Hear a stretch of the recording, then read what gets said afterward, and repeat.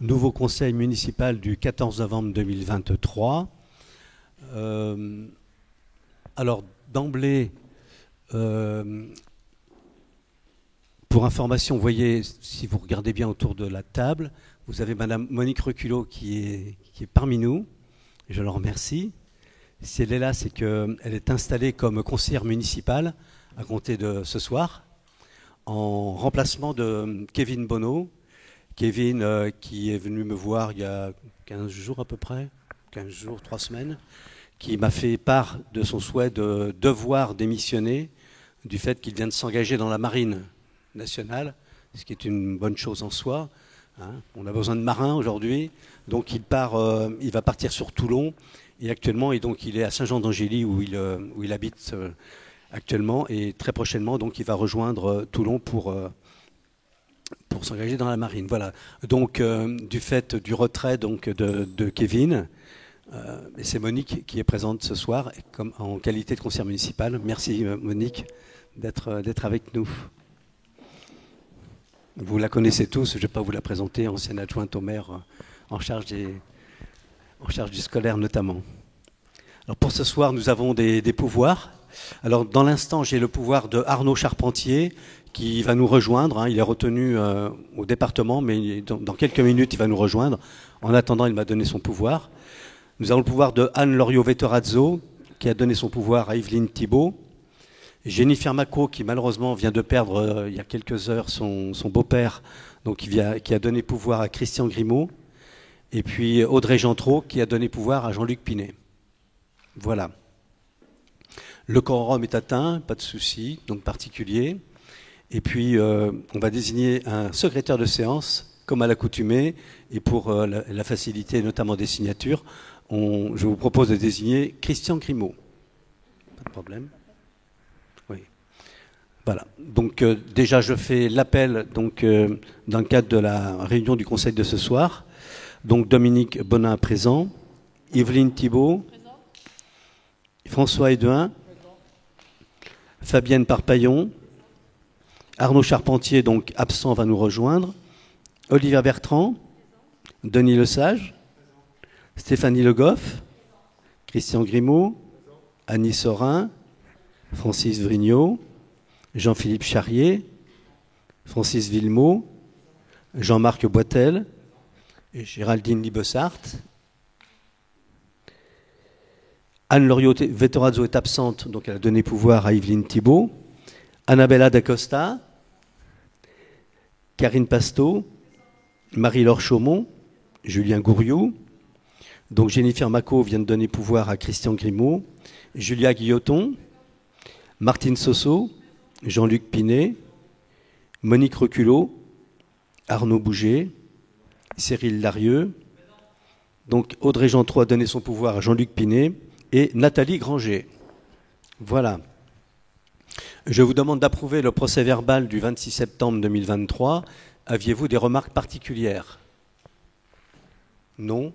Très bien, écoutez, je le soumets à votre vote. Qui est contre? Qui s'abstient? Donc votez à l'unanimité. Merci. Dans les quelques informations diverses que j'ai à vous formuler, malheureusement, cette année encore, enfin le 13 octobre, nous avons vécu un drame horrible. Donc dans un lycée à Arras, 3 ans, presque jour pour jour après l'assassinat de Samuel Paty, il y a eu une attaque au couteau, à caractère terroriste bien sûr, et un professeur de lettres, M. Dominique Bernard, y a perdu la vie en tentant d'arrêter l'assaillant, et qui malheureusement a fait 1 mort et 2 blessés. Ce triste attentat. La France lui a rendu un hommage, et la ville de Luçon, j'étais absent, mais en tout cas les élus étaient présents, se sont associés à cette démarche par bien sûr la minute de silence. Ces actes émanant donc de la mouvance islamiste globalisée qui mène un combat idéologique contre les démocraties. Il nous faut combattre bien sûr ces idéologies, il nous faut aussi apprendre à vivre dans cette France où l'on doit se reconnaître l'un l'autre dans la dignité, la respectabilité, le dialogue pour avancer et pour faire progresser notre humanité vers plus d'équité. Il nous faut être aussi dans le vivre ensemble, dans un pays de partage, où le fait d'apporter et de recevoir crée cette réciprocité. Vivons dans cette diversité sans renier nos origines, sans renier nos cultures et nos cultes. Ces actes ont incité, en tout cas, la Première ministre à élever la posture Vigipirate au niveau de l'état d'urgence attentat. C'est pour ça que sur Luçon, aujourd'hui, dans certains édifices, et notamment sur des services publics à proximité des écoles, donc on a mis des équipements pour effectivement avoir une surveillance de plus haute qualité. Voilà ce qu'on pouvait dire concernant malheureusement ce triste attentat. Je voulais aussi ce soir marquer un hommage particulier à Jean André, qui malheureusement nous a quittés récemment, qui était une personnalité luçonnaise discrète mais très efficace. Il a dirigé l'hôpital de Luçon, il avait été affecté et nommé directeur en 1960. Et pendant 34 ans, il y a consacré sa vie professionnelle. Il a fait en sorte que ce petit hôpital, qui était un hospice au départ, soit devenu un hôpital moderne, avec bien sûr doté de toutes les technologies de l'époque, une chirurgie, une radiologie, une cardiologie, la médecine, une maternité, une unité de rééducation fonctionnelle et de convalescence. Et bien sûr une maison de retraite médicalisée. Depuis, cet hôpital a évolué, pas forcément toujours dans le bon sens comme on le souhaiterait, mais en tout cas, on va continuer à se battre pour qu'il perdure. Donc notre ami Jean, à la retraite, accompagné de son épouse Ghislaine, a créé l'association Sur les pas de Richelieu pour faire redécouvrir le personnage de Richelieu à Luçon. Et grâce à lui, il y a eu des dizaines et des dizaines de conférences. Il a organisé des soirées de théâtre, des concerts, des cinémas en plein air. Il a œuvré dans le cadre du jumelage aussi avec la ville de Richelieu. Monsieur André a été un acteur majeur de la ville, imaginatif et infatigable. Il a transmis donc une partie de ses vies à la vie locale et culturelle luçonnaise. Fort justement, on lui avait remis la médaille de la ville, qui était bien méritée. Donc on pense à lui ce soir et bien sûr à toute sa famille, et notamment à Guillaume, un de ses enfants. Je vais aussi faire un clin d'œil au comité des fêtes à travers le nouveau président Jean-Charles Pubert, qui est dans la salle ce soir. Je remercie de sa présence, parce qu'il vient de prendre la présidence du comité des fêtes après le retrait de Mathieu Rallet, qui a souhaité quitter cette présidence. Donc Jean-Charles, on le connaît tous bien, on connaît aussi effectivement son implication dans la vie locale, et on ne doute pas que pendant l'année dont il a souhaité se consacrer auprès du comité des fêtes, il va œuvrer bien sûr avec le soutien de la ville, et ce sera qu'un soutien réciproque, avec tout son staff, le conseil d'administration, et notamment Corinne Tiburce, fidèle à son poste à ses côtés. Merci en tout cas à Jean-Charles d'avoir pris la relève pour cet intermédiaire. Dans les dernières informations que je souhaitais vous donner, c'est aussi, malheureusement, nous avons subi 2 tempêtes successives sur la France, sur le littoral, notamment, bien évidemment, principalement sur le nord de la France, mais ensuite un petit peu partout. Cette tempête a sévi sur Luçon aussi. Il y a eu Caran sur la première tempête qui a fait très peu de dégâts, mais par contre Domingos, la deuxième, notamment le 4 novembre, a causé certains dommages sur certains quartiers de la ville et notamment sur le jardin du Maine. En ville, il y a eu une chute d'une dizaine d'arbres qui a provoqué certains dégâts et malheureusement ces arbres en s'abattant ont endommagé des câbles électriques et occasionné des coupures électriques. Une 50aine de foyers luçonnais ont quasiment été privés d'électricité, pour certains pendant certaines heures et d'autres pendant 24 heures. Mais ça a été rétabli au bout de 4 heures, quoi qu'il en soit. Le bilan a été surtout alourdi dans le cadre du jardin du Maine avec plus de 8 gros arbres déracinés et puis qui étaient centenaires pour la plupart. Et bien sûr de nombreux dégâts et de très très nombreuses branches cassées à cause des rafales bien sûr qui sévissaient à plus de 140 km/h. Je saluais le travail colossal des agents qui, en moins d'une semaine, ont rétabli, on va dire, le fait d'avoir aujourd'hui un espace à nouveau et un jardin du Maine sécurisé et qui, aujourd'hui, bien sûr, si vous allez vous y promener dans les prochains jours, vous y verrez encore des cicatrices, mais en tout cas, un jardin du Maine qui, effectivement, redevient ce qu'il était au préalable. J'attends des informations, on devait me les transmettre tout à l'heure, parce que j'ai eu le responsable du service des espaces verts. On peut penser que demain, en fin de matinée, il sera ouvert à nouveau au public. Je dis on peut penser parce que À l'heure où je vous parle, je n'ai pas encore la certitude, mais normalement, demain en fin de matinée, il devrait être ouvert. Je le souhaiterais parce que demain, c'est mercredi, ne serait-ce que pour les enfants et pour les personnes qui souhaitent effectivement qu'il rouvre rapidement, parce que certains sont venus à la mairie pour réclamer déjà son ouverture dès aujourd'hui. Je voudrais terminer tout simplement en vous disant ou en vous rappelant que nous avons des réunions publiques et des visites de quartier qui vont se faire sur les derniers jours du mois de novembre, les 22, 23 et 29 et 30 novembre. Donc venez assister à ces réunions de quartier pour qu'on puisse échanger en toute sympathie et vous présenter bien sûr le bilan de mi-mandat et surtout ce qu'on va faire dans les 2 années prochaines et notamment sur l'année 2024 qui va être très très très riche en investissement. Mais tout cela, nous reparlerons bien sûr en début d'année et notamment au vœu du maire. Voilà. Donc avant d'entamer le conseil municipal, je voudrais évoquer vers vous les décisions du maire. Aviez-vous des remarques concernant celles-ci? Non? Très bien, je vous remercie. Concernant les DIA du mois d'août et du mois de septembre, avec le rattrapage qui a été fait, aviez-vous également des remarques particulières? Non? Je vous en remercie. Eh bien, de suite, je vous propose donc de commencer le conseil municipal par une première délibération qui porte sur le maintien ou non des fonctions d'adjoint d'un élu après le retrait de l'ensemble de ses délégations. Considérant qu'il est nécessaire de préserver la bonne marche de l'administration communale, considérant qu'au terme de l'article L. 2122-18 du Code général des collectivités territoriales, lorsque le maire a retiré les délégations qu'il avait données à un adjoint, le conseil municipal doit se prononcer sur le maintien de celui-ci dans ses fonctions. Donc il est demandé au conseil municipal de prendre acte du retrait d'une délégation de fonction et de signature, notamment pour le poste de 6e adjoint au maire, de décider du maintien ou non du 6e adjoint dans ses fonctions d'adjoint au maire après retrait de l'ensemble de ses délégations, considérant qu'au terme de l'article L. 2121 du Code général des collectivités territoriales, les nominations aux représentations sont soumises au scrutin secret ou sur décision à l'unanimité des membres du Conseil à scrutin public. En conséquence, il vous est proposé de vous prononcer tout d'abord sur la nature du scrutin, qu'il soit public ou secret, et ensuite sur le maintien ou non dans ses fonctions du 6e adjoint au maire de Luçon. Donc je vous demande tout d'abord de prendre acte du retrait de délégation de fonctions et de signature du 6e adjoint au maire. Donc la prise d'acte est faite. Est-ce que quelqu'un veut s'exprimer avant que nous votions? Bien sûr, Denis. Merci. Oui.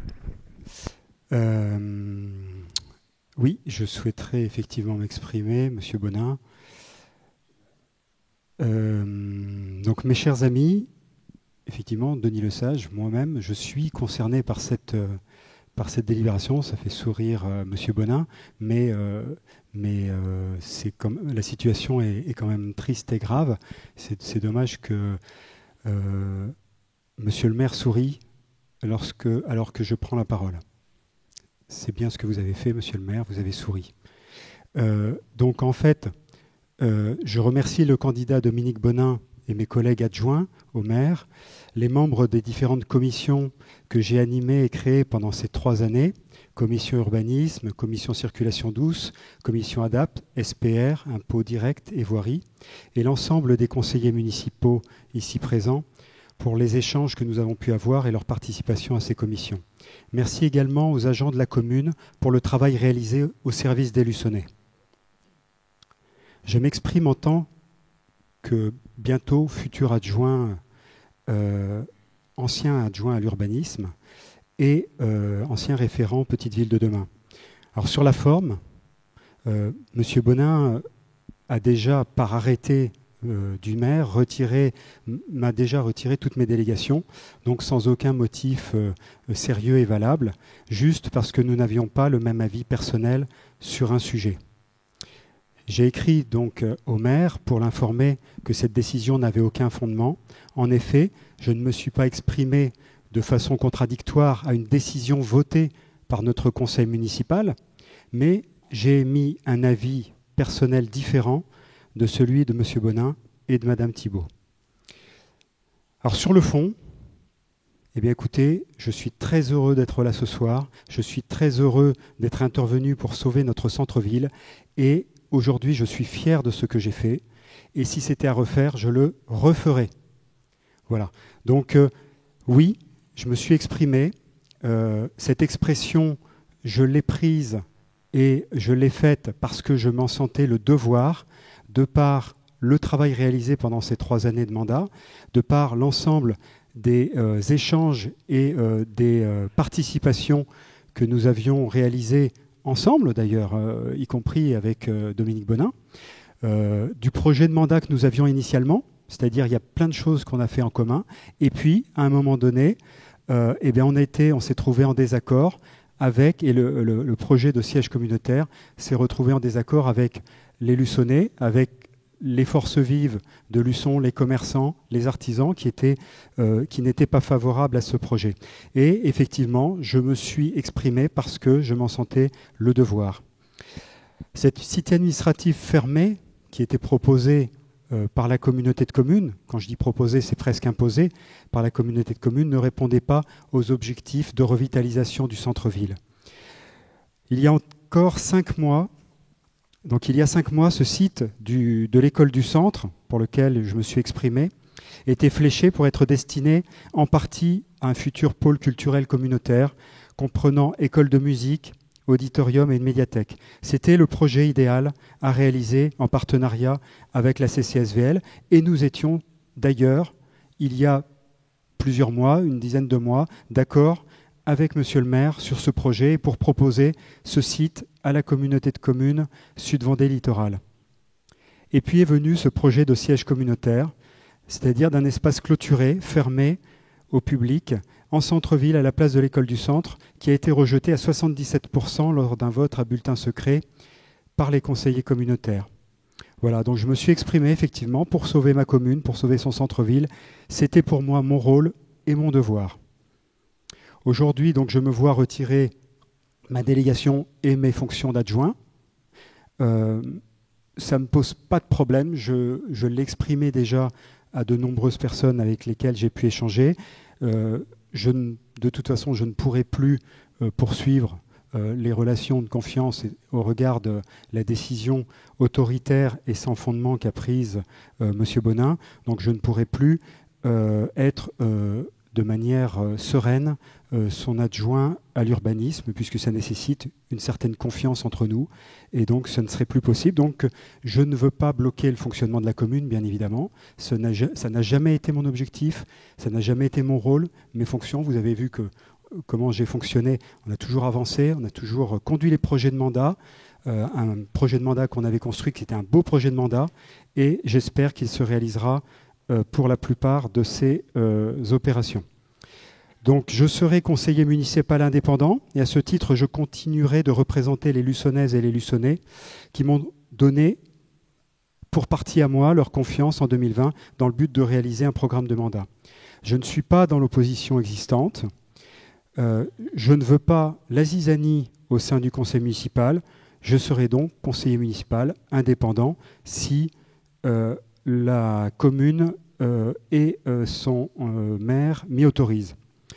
Au regard des soutiens et encouragements reçus, j'informe les Luçonnais que j'ai créé un groupe de réflexion et de projet pour l'avenir de la ville de Luçon et invite ceux qui veulent s'investir à me rejoindre.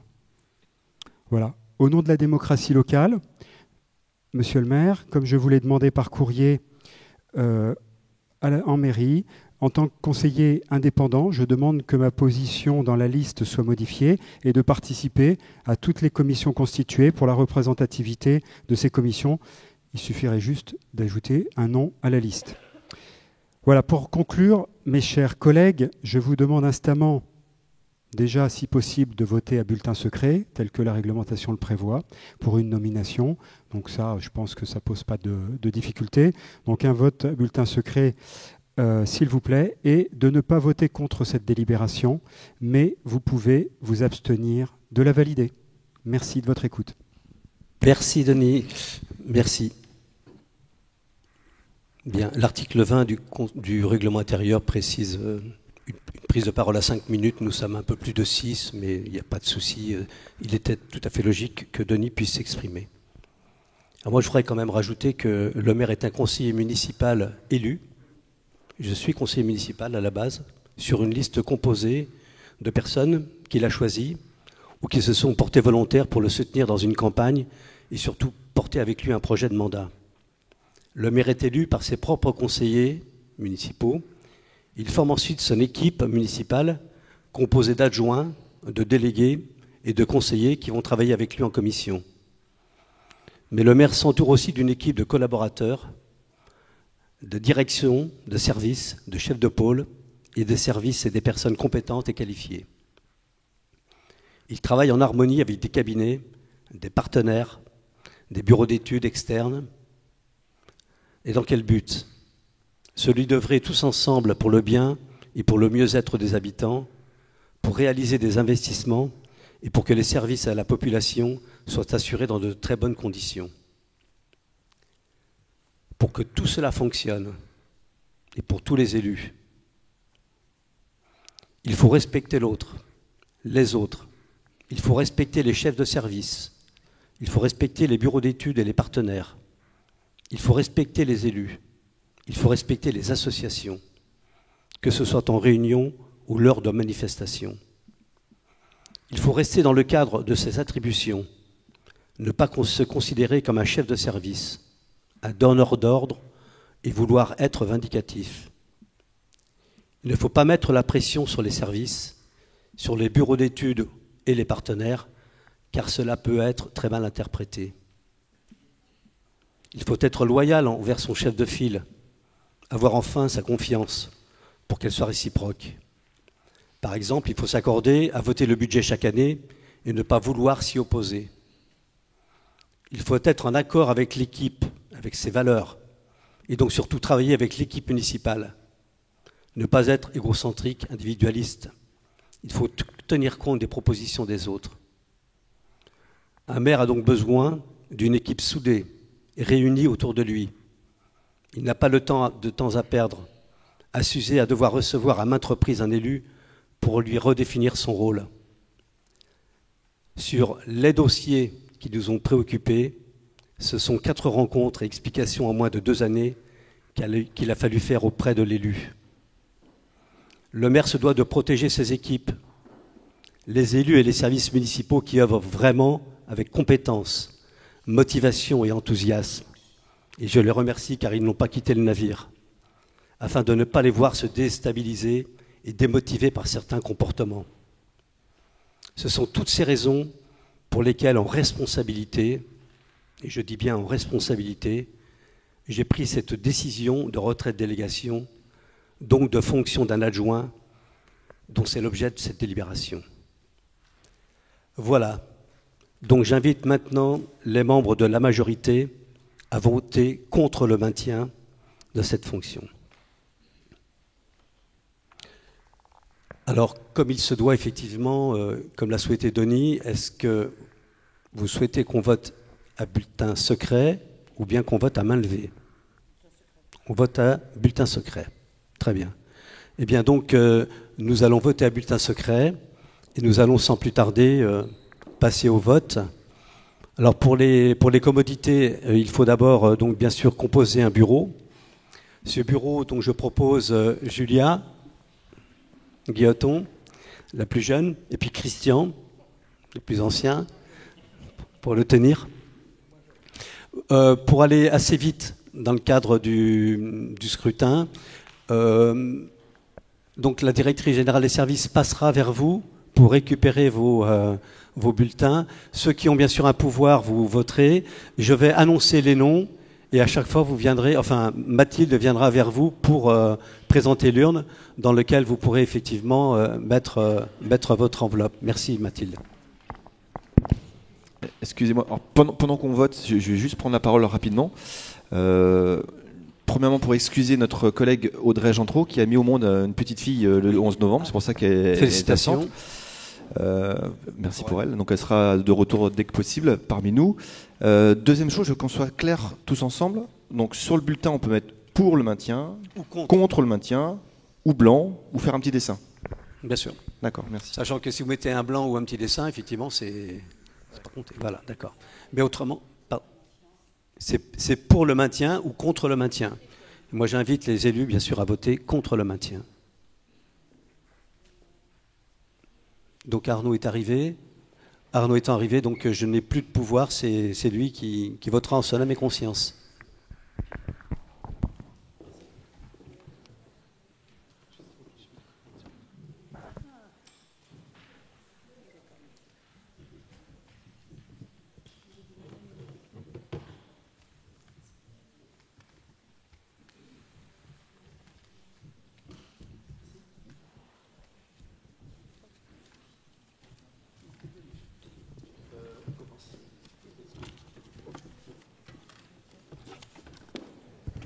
Donc Dominique Bonin a voté.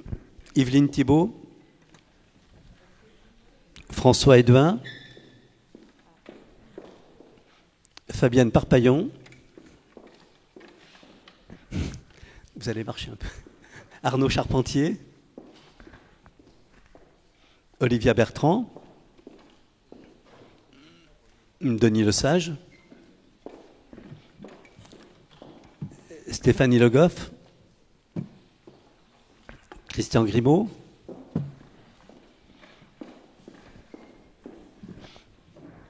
Annie Sorin.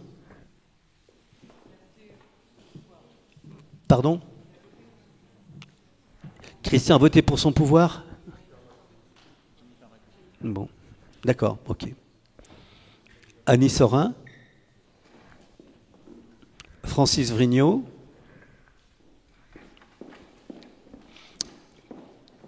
Jean-Philippe Charrier. Francis Villemot.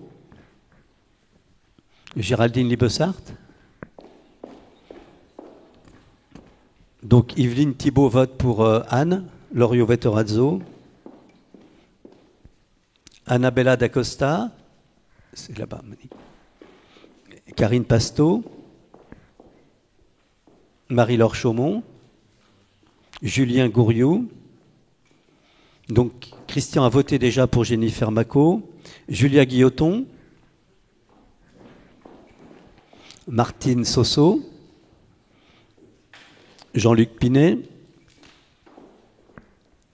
Monique Reculot. Arnaud Bouget. Cyril Larieux. Audrey Gentrot, donc c'est Jean-Luc Pinet. Et Nathalie Granger. Voilà, donc tout le monde a voté. Tiens. Ah, Jean-Marc, pardon, et je m'excuse, j'ai oublié Jean-Marc Boitel. C'était après Francis, merci. Ok, tout le monde a voté, c'est bon. On va passer au dépouillement. Christian, il y en a une qui sort l'enveloppe et l'autre qui annonce.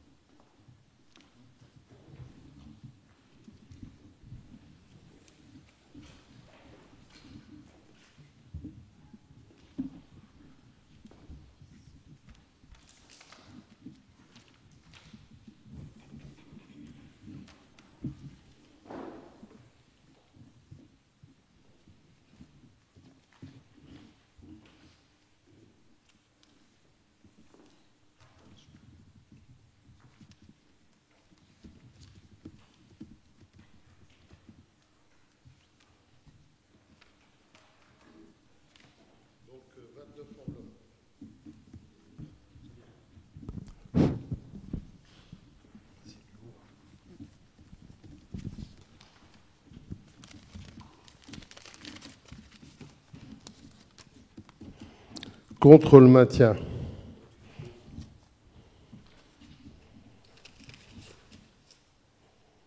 Contre.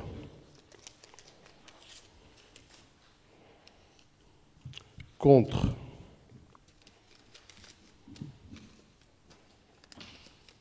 Vote blanc. Contre. Contre.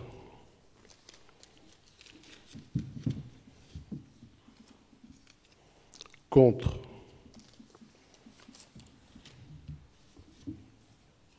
Contre. Contre.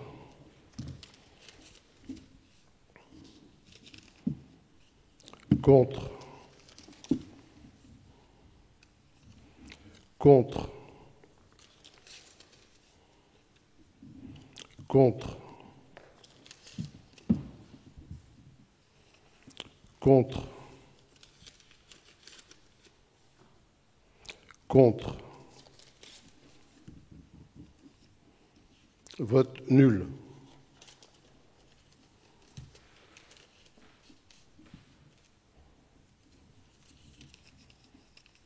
Contre.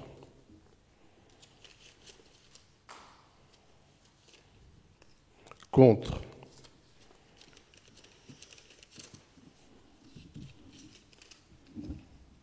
Pour. Contre.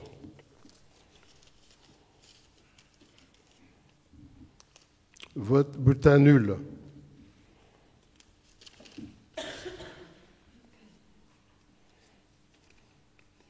Contre.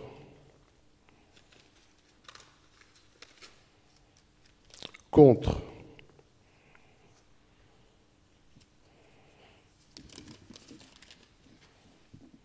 Contre. Contre.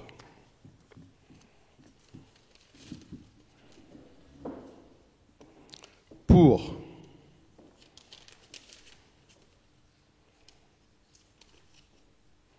Pour.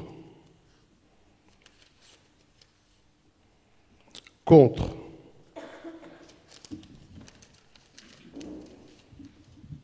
Pour. Pour.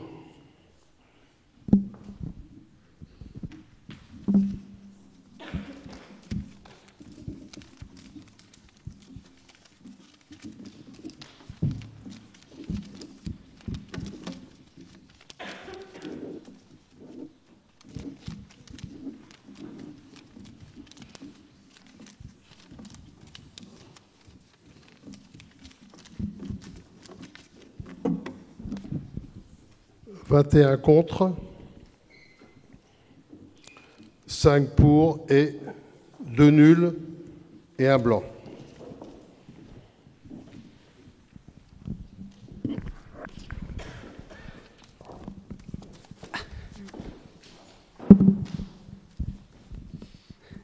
J'arrive pas à lire.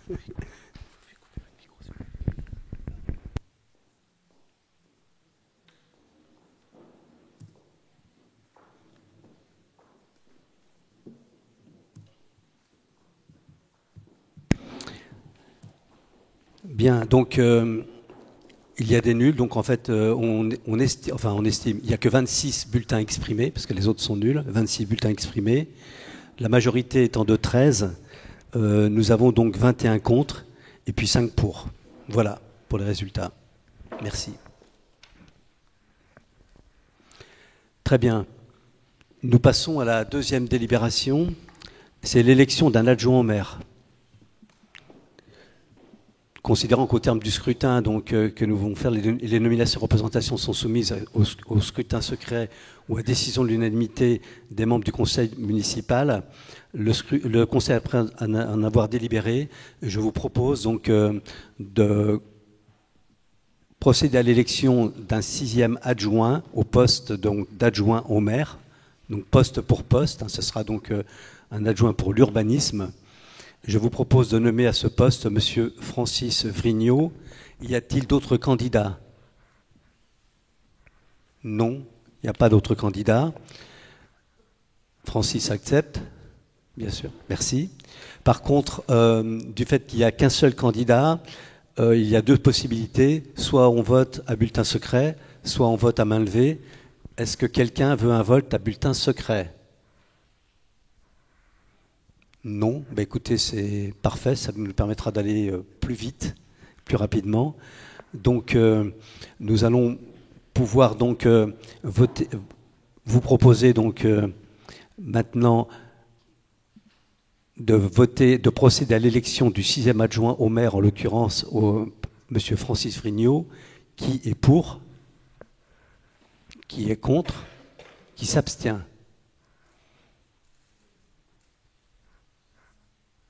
5 abstentions. D'accord, merci. Donc votez avec à l'unanimité, 5 abstentions. Élection d'un conseiller délégué. Je vous rappelle que le maire est le seul chargé de l'administration de la commune. Les délégations ont lieu sous sa surveillance et sa responsabilité, et les adjoints et les conseillers municipaux délégués doivent toujours faire mention de leur décision de la délégation en vertu de laquelle ils agissent. De plus, l'élu titulaire d'une délégation n'agit pas en son nom, mais au nom du maire. Dès lors, cette dernière demeure libre d'exercer les attributions qu'il a déléguées et doit contrôler et surveiller de la façon dont les élus délégués remplissent leurs fonctions. Donc, portant la création du nombre de conseillers délégués, il convient de procéder à l'élection d'un conseiller municipal délégué. Alors, pour ce faire, je m'exprime et je m'explique. Géraldine Libessart, qui est présente ce soir, d'ailleurs, je vais peut-être lui laisser la parole, ce serait bien, qu'elle exprime le fait de son retrait, parce qu'elle a souhaité donc se retirer du poste de conseiller délégué, pour différentes raisons, mais je préfère qu'elle les exprime elle-même. Déjà, je voulais vous remercier, Monsieur le maire, de m'avoir fait confiance au cours de cette délégation. Mais c'est vrai que j'ai souhaité me retirer parce que j'ai des projets professionnels et je n'étais pas suffisamment disponible pour cette fonction-là. Donc, ça a été mûrement réfléchi. Et je vous remercie également de m'avoir accordé cette possibilité. Voilà. Merci Géraldine. Moi, je voudrais te remercier pour les, on va dire, 2 années et demie passées à nos côtés dans le cadre de cette compétence qui n'est pas facile, qui est hautement responsable, parce que recevoir les gens, essayer de leur attribuer un logement n'est pas une chose simple, parce que quand on voit qu'on a plus de 450 logements par an aujourd'hui pour des logements sociaux, des acquisitions, alors que nous avons à peine 80 à 90 places qui se libèrent tous les ans, c'est compliqué. En plus, les situations sont malheureusement de plus en plus difficiles. On le voit bien, tu peux le mesurer à tout moment, notamment quand il y a des enfants en plus, c'est pas évident, ou même parfois des personnes âgées. Moi, je voudrais te remercier d'avoir accompagné ces personnes, en tout cas, parce que tu as fait du bien autour de toi. C'est nécessaire d'avoir cette écoute, parce qu'il y a bien sûr les services qui sont derrière, le service de l'action sociale, qui est là pour permettre aussi, effectivement, dans la mesure du possible, d'aider au maximum ces personnes, quel que soit leur âge, leur situation. Mais l'écoute d'un élu est importante, et je pense qu'elle est nécessaire même, pour eux, en tout cas. Mais donc, je voulais te remercier. Tu resteras conseillère municipale, bien sûr, hein, et on aura le plaisir, bien, comme toujours, de pouvoir échanger. Voilà. Donc, du fait du retrait donc, à ce poste de conseillère déléguée auprès des personnes, dans le cadre notamment de la commission d'attribution des logements, je vous propose pour remplacer, donc, pour succéder en tout cas à Géraldine, de nommer Monique Reculot, qui est présente ce soir. Monique, qui a déjà une expérience, on va dire, assez grande, donc de ce qu'est le devoir d'un élu, aussi de la discrétion qu'il faut avoir, parce qu'il y a ça aussi auprès des personnes et même auprès des services. Et puis par rapport à son expérience, donc j'ai souhaité proposer donc de nommer Monique Reculot à ce poste-là. Je voudrais savoir s'il y a d'autres candidats pour ce poste. Non. Alors, de la même façon que tout à l'heure, je vous propose, puisqu'il n'y a qu'une seule personne qui est candidate, est-ce que quelqu'un souhaite qu'on le vote à bulletin secret ou est-ce qu'on le fait à main levée? Est-ce que quelqu'un veut un bulletin secret? Non.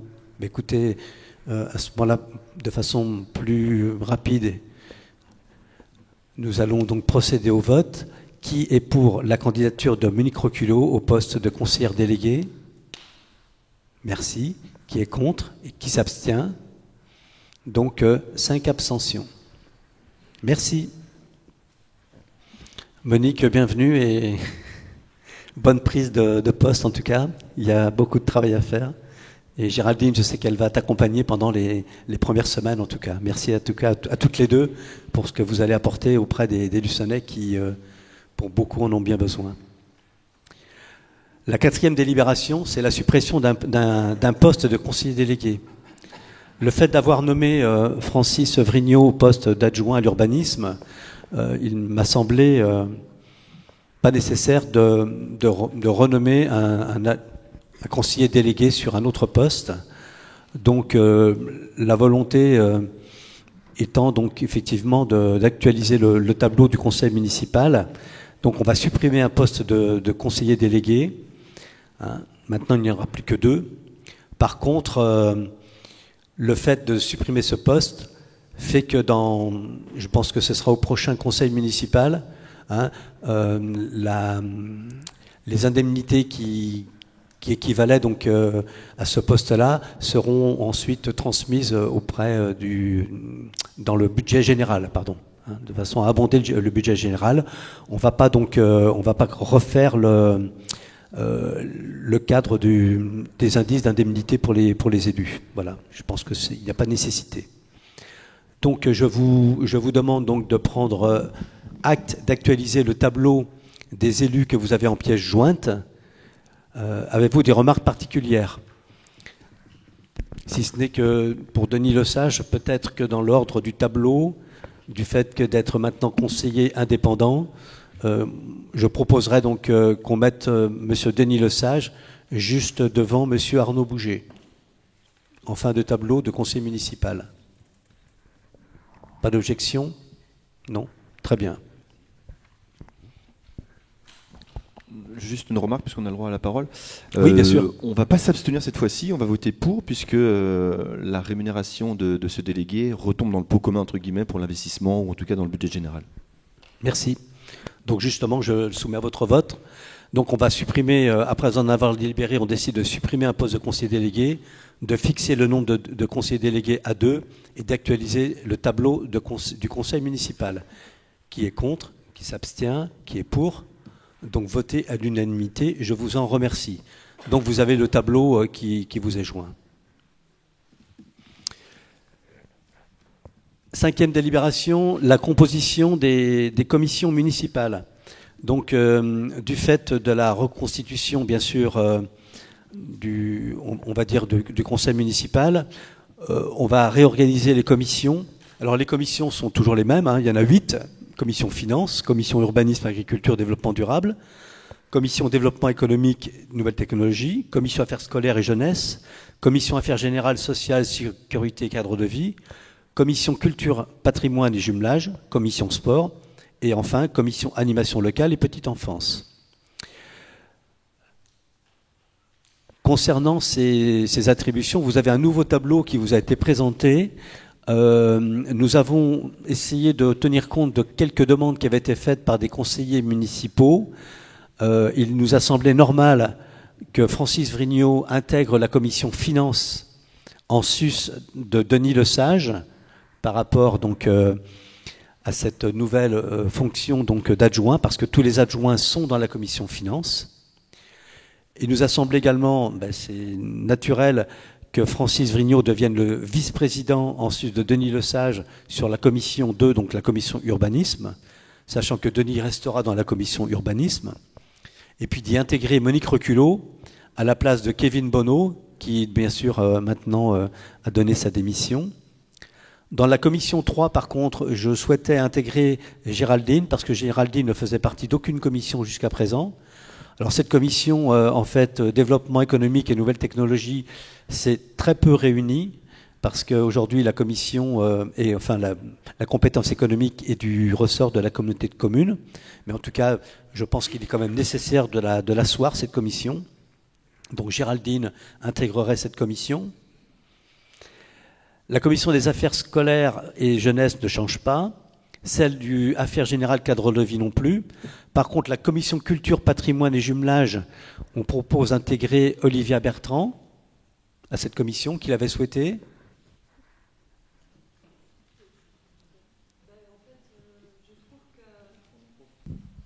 Je trouvais qu'on avait beaucoup de manifestations en commun avec donc Stéphanie et que ça paraissait cohérent d'intégrer sa commission pour vraiment travailler ensemble sur les événements qui concernent notre commune.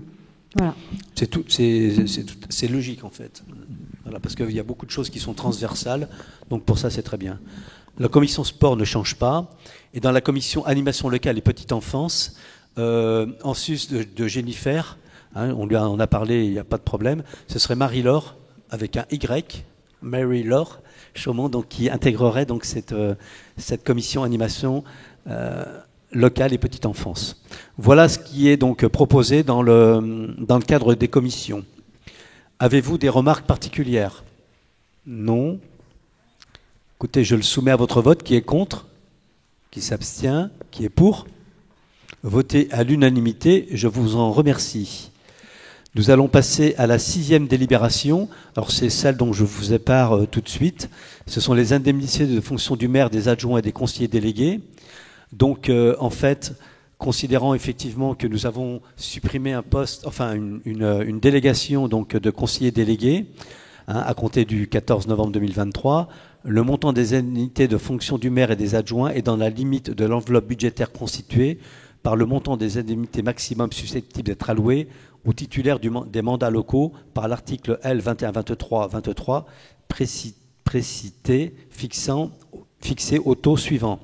Donc vous avez les taux, hein, pour le maire, pour les adjoints, enfin pour le premier adjoint et ensuite les adjoints, et pour les 2 conseillers délégués. Sachant que, comme je le disais tout à l'heure, l'indemnité donc du 3e conseiller délégué passera donc dans le budget général à compter donc sera inscrit au prochain budget. Voilà. Avez-vous des remarques particulières? Non, vous l'avez exprimé tout à l'heure. Donc je le soumets à votre vote. Qui est contre? Qui s'abstient? Qui est pour? Votez à l'unanimité. Je vous en remercie. La 7e délibération concerne la contribution au Fonds de solidarité des collectivités françaises en soutien aux victimes de la tempête Daniel qui a eu lieu en Libye il y a déjà malheureusement quelques mois même, parce que c'était le 17 septembre 2023. Et donc je vais laisser la parole à Yveline Thibault pour nous décrire cette délibération. Merci Monsieur le maire. Donc oui, considérant que cette tempête Daniel qui a eu des effets dévastateurs sur le nord-est de la Libye et qui a fait plusieurs milliers de victimes, de blessés et plus de 40 000 déplacés, pour soutenir les populations touchées de cette catastrophe, le ministère de l'Europe et des Affaires étrangères, via son centre de crise et de soutien, a mobilisé donc les fonds de concours des collectivités territoriales, FACECO et entreprises. Donc depuis le 17 septembre, c'est vrai que ça date. Pour autant, je pense qu'ils en ont toujours besoin. 2023, il y a un hôpital de campagne qui a été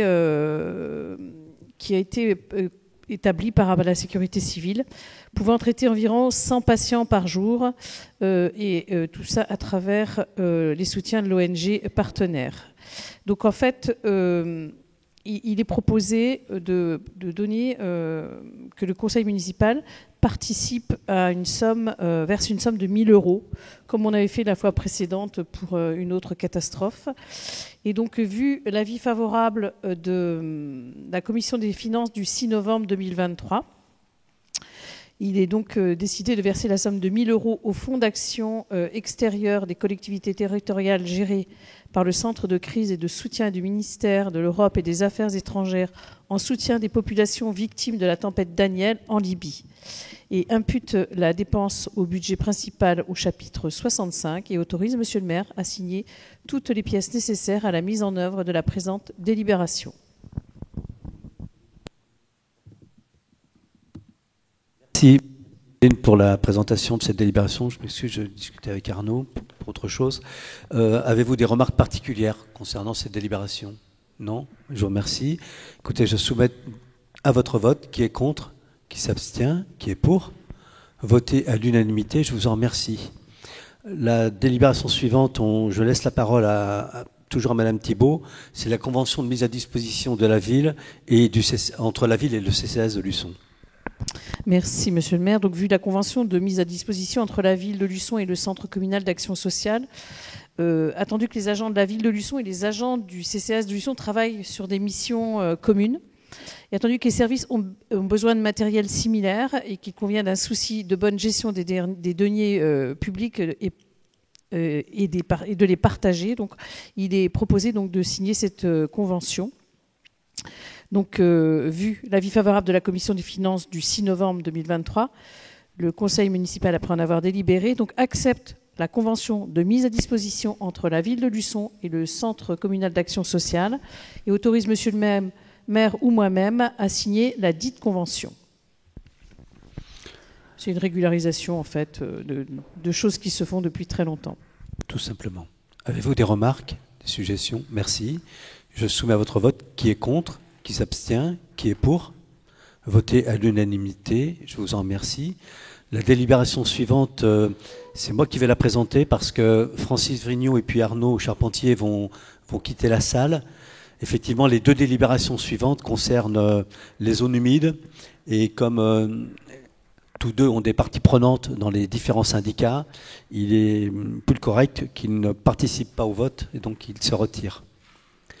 Concernant donc la 9e délibération, on vous demande d'inscrire des actions de restauration du plan d'eau des Guiffettes et de création des zones humides au CTO de lait aval pour leur plan de 2024 à 2029.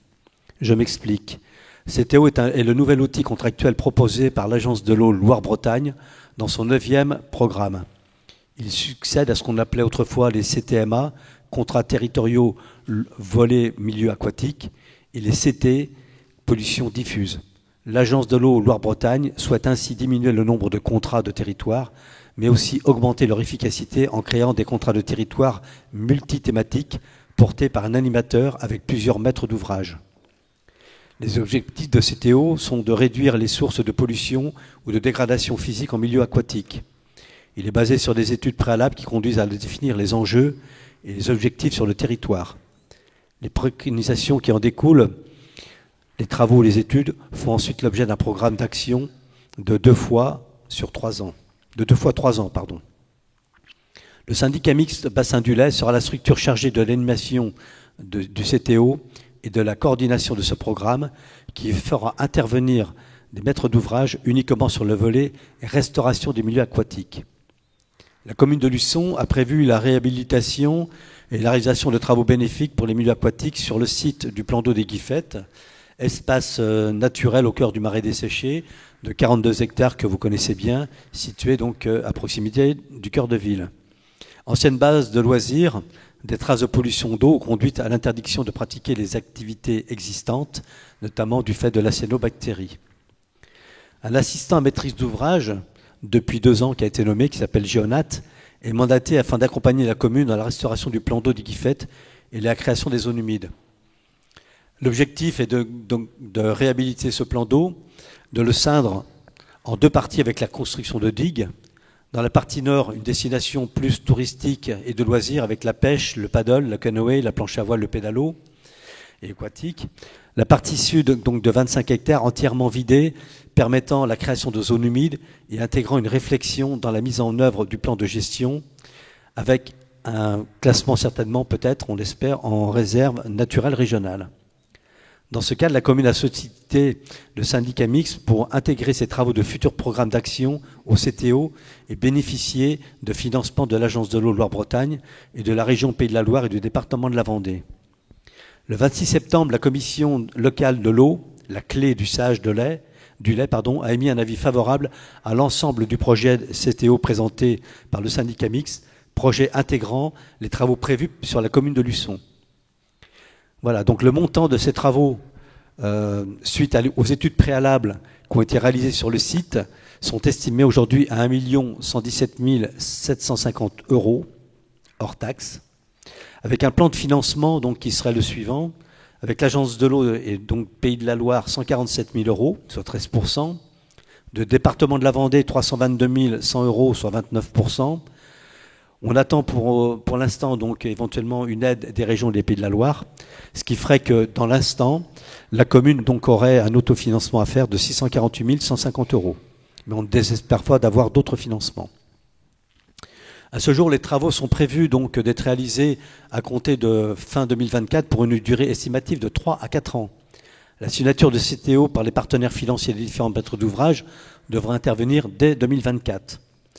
Voilà, donc l'avis, on a eu un avis favorable de la commission d'urbanisme du 25 octobre et on a eu un avis favorable de la commission des finances du 6 novembre 2023. Par contre, sur l'avis favorable de la commission d'urbanisme, il y avait 2 voix contre, je m'excuse. Il y avait 5 voix pour et 2 voix contre. Donc le conseil municipal, après en avoir délibéré, décide de l'inscription des travaux de la restauration du plan d'eau des Guiffettes et la création de zones humides dans le cadre du contrat territorial, donc CTO, et de solliciter le syndicat mixte dans ce sens, de valider la localisation, le montant, la programmation prévisionnelle de cette action et son plan de financement, et de m'autoriser donc moi-même ou l'adjoint à solliciter sur ce dossier toutes les aides financières aussi élevées que possible auprès de l'Agence de l'eau Bretagne, du département, de la région ou de tout autre partenaire financier qui serait à même de pouvoir intervenir. De m'autoriser enfin moi-même ou l'adjoint à l'urbanisme à signer tous les documents nécessaires à l'avancement de ce projet, y compris bien sûr le futur contrat CTO.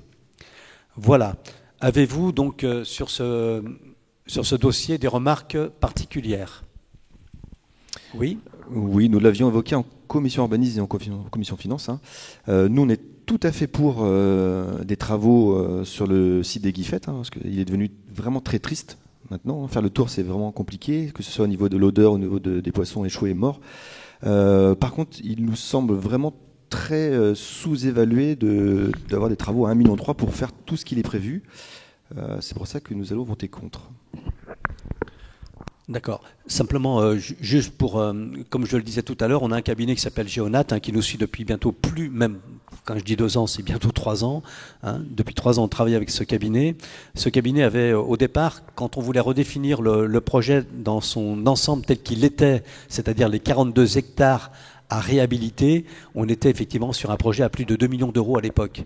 Le fait de renaturer, donc de remettre en zone humide plus de 25 hectares, fait qu'aujourd'hui, l'estimation donc de Géonat, qui est très pointue, je vous assure, pour l'instant, elle est estimée donc à 1 117 750 € hors taxe, sauf bien évidemment des surprises, mais en tout état de cause, on est quand même sur des actions de réhabilitation. C'est pas comme, je veux dire, on ne va pas être soumis à des normes au niveau des énergies renouvelables, etc. On est plutôt dans une zone humide, dans un processus donc de renaturation, donc avec des entreprises qui vont venir, qui ont l'habitude de faire ce genre de travaux, et je ne doute pas qu'on restera dans l'enveloppe qui est précitée. Maintenant, je comprends effectivement aussi votre réaction qui est la vôtre et que je peux, que j'ai du mal à comprendre, mais que je peux aussi valider en ce sens. Voilà. Avez-vous d'autres remarques concernant ce projet? Non. Eh bien, écoutez, je le soumets à votre vote. Qui est contre? Enfin, alors bien sûr, c'est surtout de nous autoriser à faire à nous inscrire dans ce programme CTO, parce que c'est grâce à lui qu'on va bien sûr avoir des financements, et puis bien sûr à nous permettre de continuer de rechercher encore des financements. Qui est contre? Donc 5 voix contre, qui s'abstient, qui est pour? Je vous remercie. Donc 5 voix contre. Délibération suivante, c'est la réflexion, donc c'est la 10e, réflexion sur le fonctionnement hydraulique du canal de Luçon et du secteur de la Coupe. Pardon, donc ne prenons pas part au vote, bien sûr, Arnaud Charpentier et M. Francis Vrignot. Réflexion sur le fonctionnement hydraulique du canal de Luçon, du secteur de la Coupe. Alors, vous savez qu'on a ce fameux canal de Luçon qui part de Luçon, qui va jusqu'à la mer. Hein. Sur une partie donc, de ce canal, on y a construit une piscine intercommunale. La ville de Luçon donc, est propriétaire également actuellement de la partie nord du canal de Luçon. Le canal évacue une partie des excédents d'eau provenant du bassin de la Vendée et transitant par la ceinture des Hollandais et une partie des eaux pluviales de la commune de Luçon. Durant la période d'étiage, ce canal est utilisé comme un bassin de chasse depuis l'ouvrage de la Coupe, vous voyez, vers ce qu'on appelle la ferme à faucons. Des entrées et sorties d'eau sales et salées sont ainsi donnent lieu régulièrement au désenvasement de la partie estuarienne. Malgré les suivis de salinité et l'ouverture de la vanette de l'ouvrage de la Coupe, de nombreux poissons viennent se réfugier dans les poches d'eau douce restantes dans le bras mort, en direction de l'ancien port de Luçon, avec parfois malheureusement de la mortalité lors des épisodes de chaleur, et on le constate malheureusement quasiment chaque été. Afin de mieux comprendre le fonctionnement hydraulique de ce secteur, il est proposé d'engager, en partenariat avec l'établissement public du Marais Poitevin et le SMSVA, c'est-à-dire le syndicat mixte Sud-Vendée-Sèvres-Otise, une réflexion avec une démarche type contrat de marais avec les objectifs suivants. Améliorer la connaissance en matière de fonctionnement hydraulique et des enjeux concernant le pluvial, l'agricole, l'environnement et l'hydraulique. Définir des solutions techniques qui pourraient s'envisager pour améliorer de manière pérenne la fonctionnalité du secteur et mener ce travail dans la concertation avec l'ensemble des acteurs en partenariat avec le syndicat mixte Vendée-Sèvres-Otise et l'établissement public du Marais Poitevin afin d'en avoir une démarche concertée. Dernièrement, je suis allé avec Francis Vrignot sur une matinée avec justement les deux syndicats pour donc on a cheminé le long du canal et on a regardé effectivement ce qu'il était possible de faire. Il y a des solutions qui sont possibles. Pour cela, bien sûr, il nous faut donc avoir quand même cette réflexion hydraulique parce qu'il ne faut pas se tromper. Hein. Il faut mettre les bons tuyaux au bon endroit, mettre effectivement après peut-être des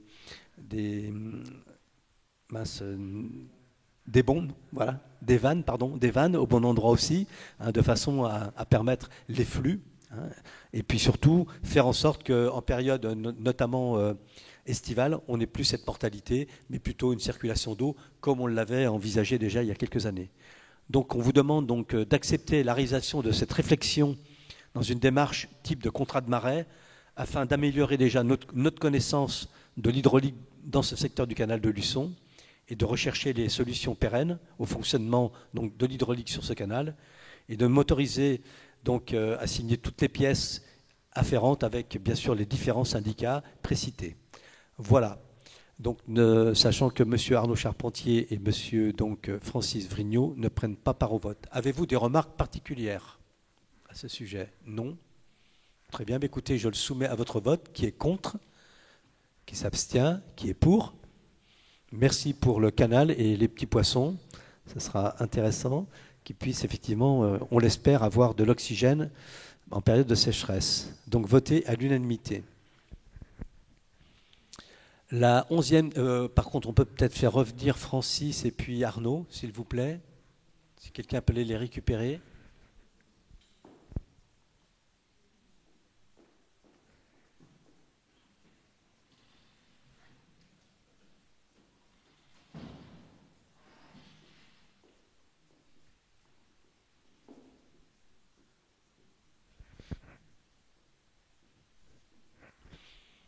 Donc pour votre information, les deux délibérations ont été votées.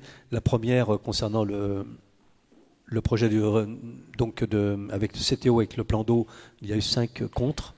Et pour le deuxième, il y a eu un vote à l'unanimité. Voilà. Je vais laisser maintenant la parole donc à Francis Vrignot pour nous présenter la 11e délibération. Non, pardon. Francis ne peut pas parce que il faut attendre demain matin la signature de du décret, de l'arrêté. Donc la 11e délibération, c'est moi qui vais la présenter. C'est une convention de servitude entre la ville et le SIDEV pour l'implantation d'un réseau électrique de distribution sur une parcelle, une toute petite parcelle, rue Jean-François Caille. Donc Enedis a sollicité la ville pour l'installation d'un réseau desservant un poste de transformation de courant électrique Ce poste est installé sur une parcelle privée de la ville et une convention, bien sûr, est nécessaire pour que Enedis puisse y accéder à ce poste. Et puis, bien sûr, y réaliser donc, et installer un réseau électrique d'une longueur de 3 mètres sur une largeur de 0,5 mètres.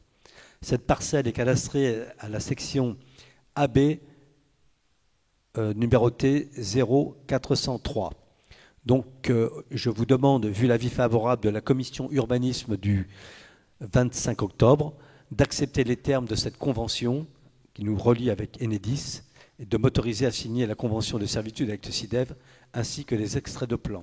Avez-vous des remarques? Non. Qui est contre? Qui s'abstient? Qui est pour? Voté à l'unanimité, je vous en remercie.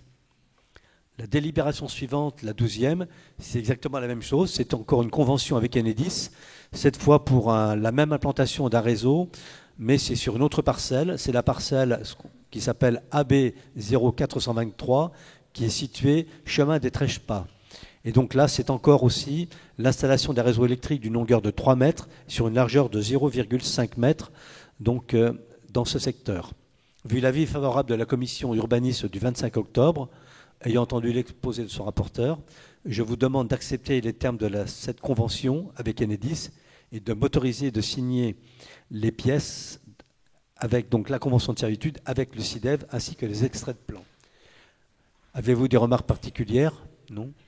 Donc je soumets à votre vote. Qui est contre? Qui s'abstient? Qui est pour? Voté à l'unanimité. Je vous en remercie.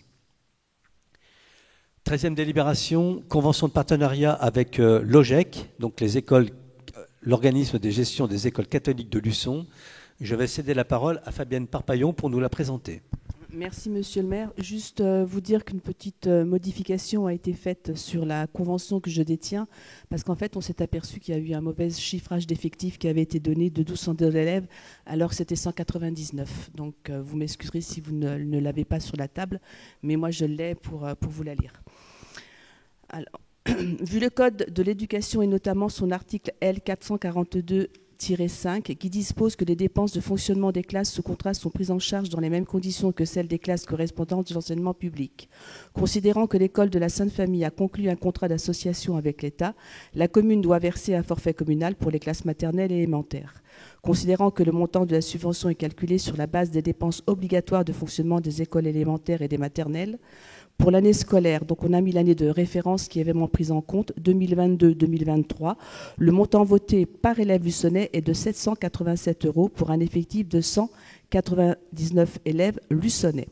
Vu l'avis favorable de la Commission des finances du 6 novembre 2023, ayant entendu l'exposé de son rapporteur, le Conseil municipal, après en avoir délibéré, approuve la convention de partenariat avec l'OGEC pour l'année scolaire 2023-2024 pour la participation aux dépenses de fonctionnement de l'école privée catholique de Luçon. Autorise Monsieur le maire à signer la convention jointe en annexe avec l'OGEC de l'école sur la base de 787 € par enfant luçonnais. Adopte la participation globale pour les élèves de l'école de la Sainte Famille pour un montant de 156 613 €, puisque c'est 787 multiplié par le nombre d'élèves, 199, et dit que les crédits seront inscrits au budget 2024. Autorise Monsieur le maire à mandater les sommes suivant l'échéancier précisé dans la convention, à savoir le premier acompte de 50% avant le 1er février 2024, soit 78 306,50 €, le solde avant le 15 avril 2024, soit 78 306,50 €.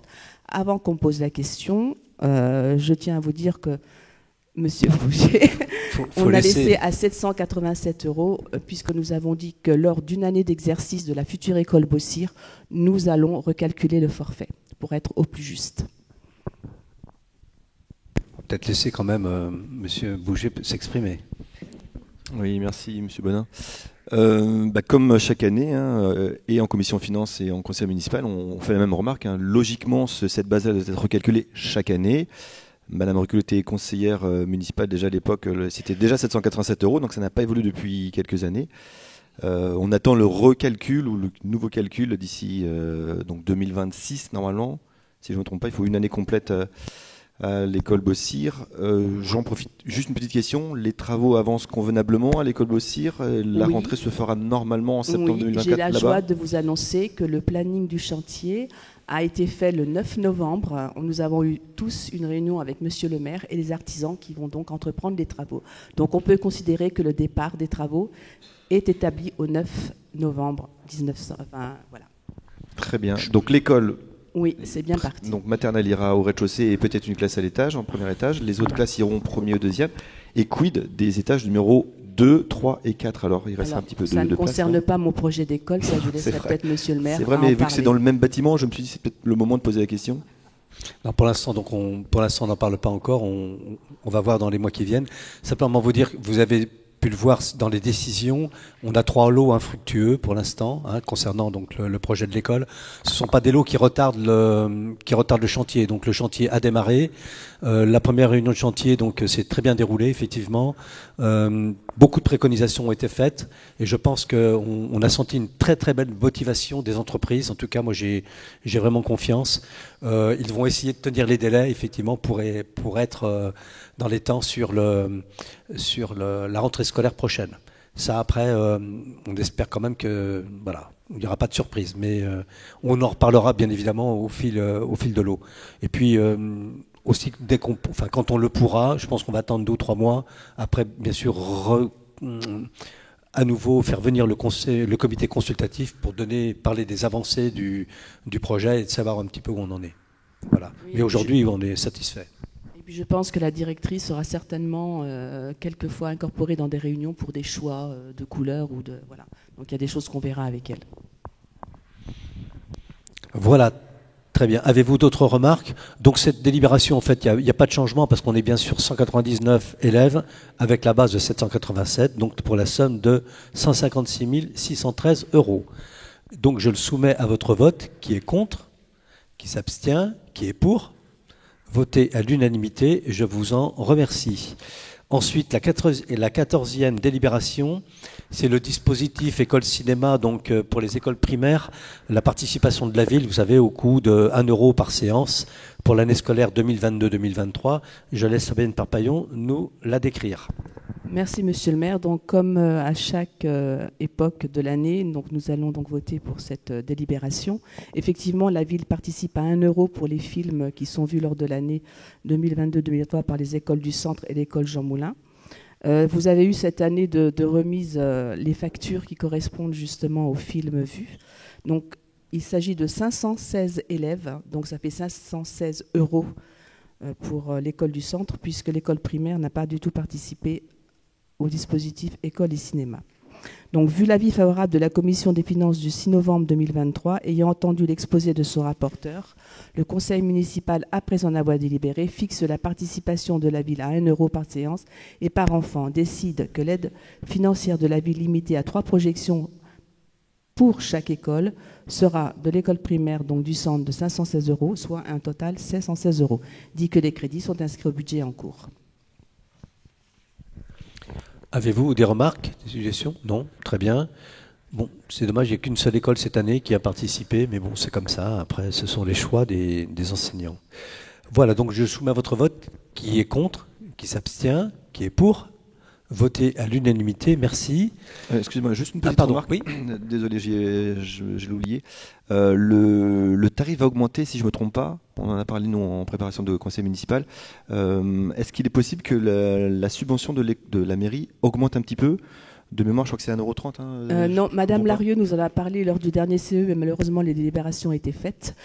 Ça va passer à 2,70 € de mémoire. Donc, à voir, nous, effectivement, on en discutera pour savoir si on rehausse l'attribution que la Verseville. Mais nous sommes au courant. Madame Larieux nous a informé de l'augmentation. C'est ça, parce que là, c'est 516 € de mémoire, je crois. Si on peut monter une centaine d'euros, je crois, 170 € de mémoire, si je ne me trompe pas, en plus. Donc, je l'apprends ce soir. Oui, il n'y a pas de souci. Je pense qu'il va falloir qu'avec la commission scolaire, vous en débattiez. On en parlera pour les prochaines fois quand le moment sera venu. S'il y a une augmentation de tarifs, je pense qu'il serait naturel que la ville participe un peu plus à hauteur. Merci. Très bien. On a voté là? Oui? D'accord. Bien. 15e délibération. C'est une délibération administrative, là, par contre, maintenant, affaire générale. Je vais laisser la parole, donc, création de poste, à Christian Grimaud. Merci, monsieur le maire. Donc, première délibération, c'est création de poste. Donc, comme chaque année, donc, on a un certain nombre d'agents qui sont proposés à l'avancement de grade et à la promotion interne, qui a des moyens, en fait, pour l'employeur de valoriser leur parcours et leur manière de servir.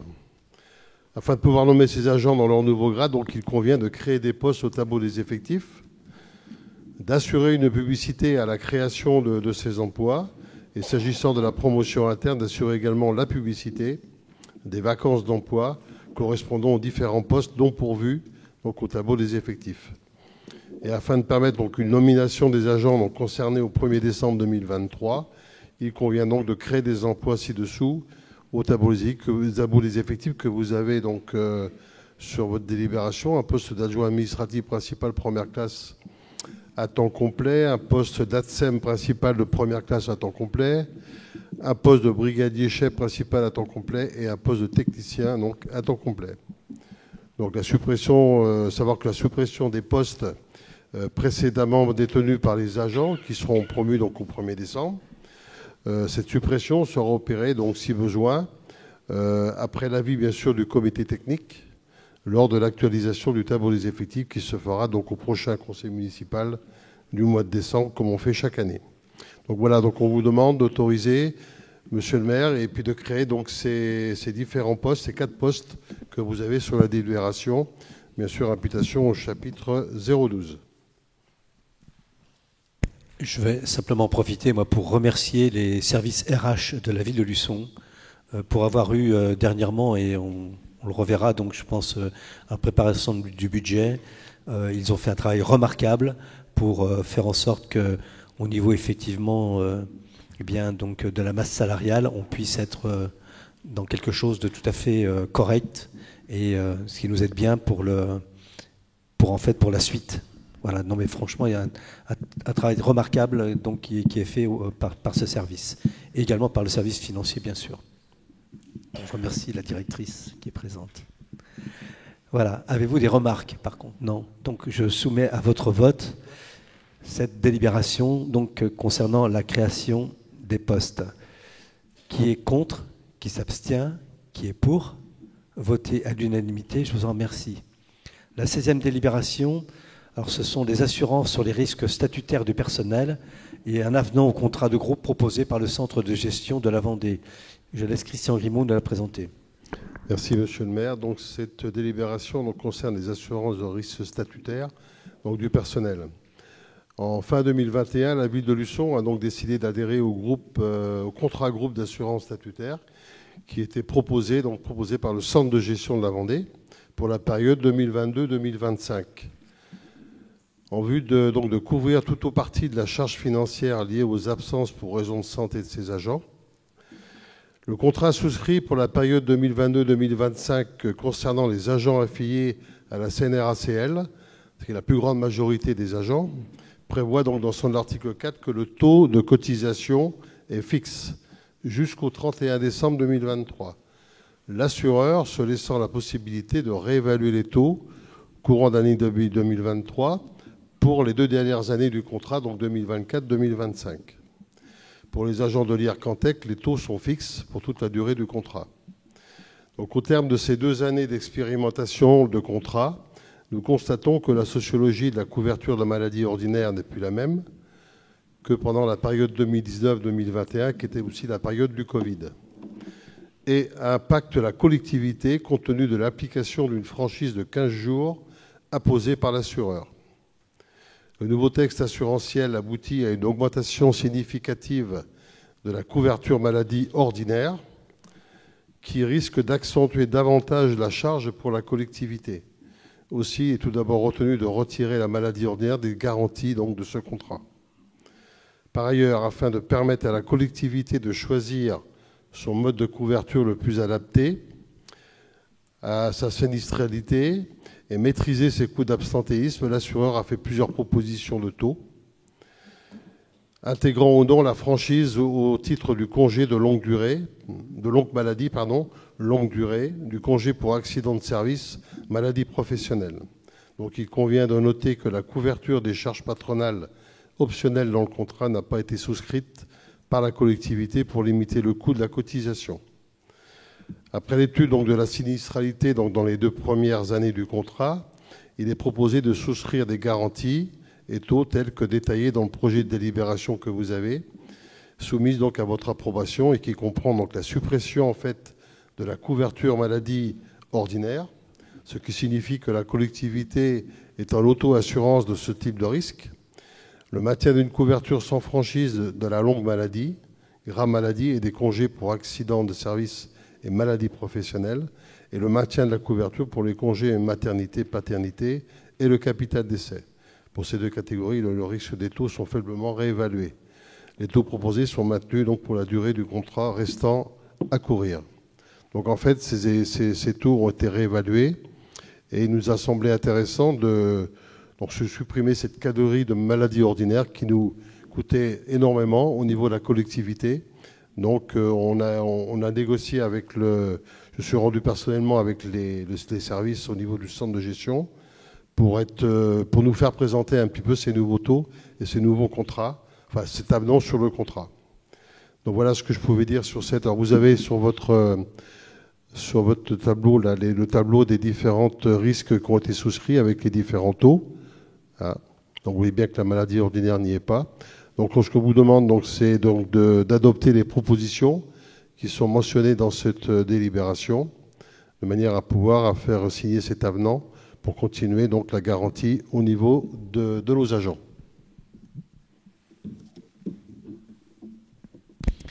Très bien. Des délibérations toujours très techniques.